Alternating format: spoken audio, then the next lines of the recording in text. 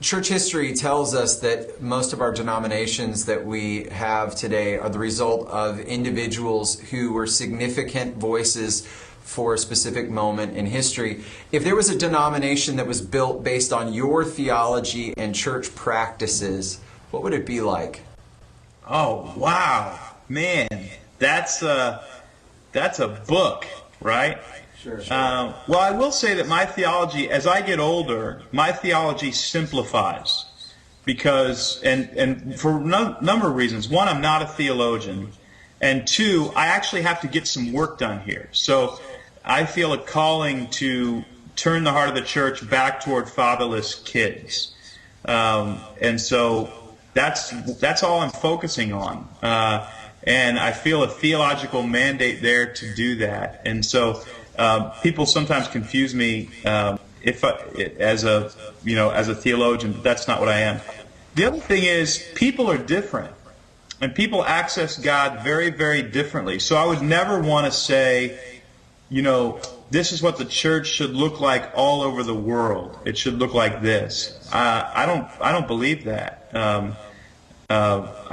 There's a church here, an Episcopal church here that does high church, and I love the ancient traditions of that church. And there's Imago Dei, the church that Rick McKinley started here in town, that's very casual and active. We do things to love people, and I love that. And even parts of my own personality access God differently in those different places. And so a diversity of churches is great. I think it's really, really great, and it's to be celebrated. Are some of those churches theologically wrong? I would actually argue that probably every church in the world in some way is theologically wrong. Statistically, it would be hard for us to get it right. And so who are we to point a finger, right?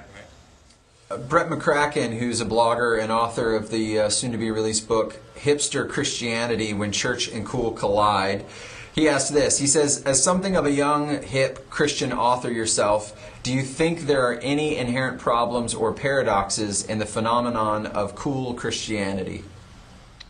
Yeah, I actually have a blog idea called Is Cool a Tool?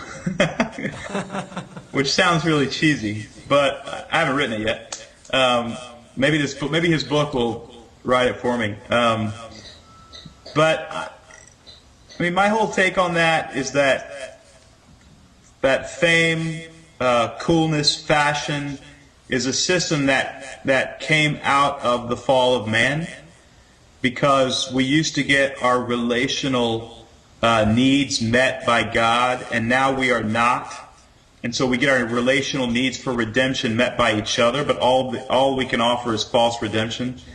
So the way we do that is we decide who I want to associate, who I don't want to associate with, who's cool, who's not cool, who's sexy, who's not sexy. And it's all this false mechanism that exists. So what a lot of people do, what advertisers do, and what some Christians do, is they try to associate cool with the message of Christianity. So you're actually taking a false God and using it to entice people toward a real God.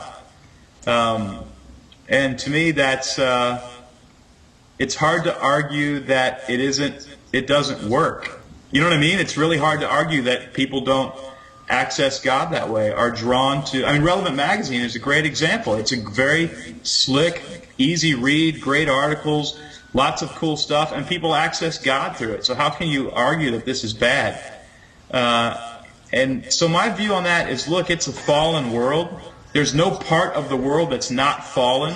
So roughly everything that you're going to do is going to have a problem with it. And you just try to go, okay, well, in heaven I'm not going to have this problem, but right now I'm just going to keep moving forward. And so I don't have a cynical view of it that I used to have back in the day.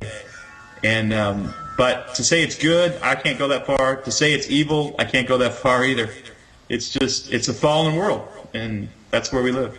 But I want to say, I do know where it comes from. It comes from the fall of man. The idea of somebody being cool is not a concept Adam and Eve would have understood before the fall. Huh. That's good.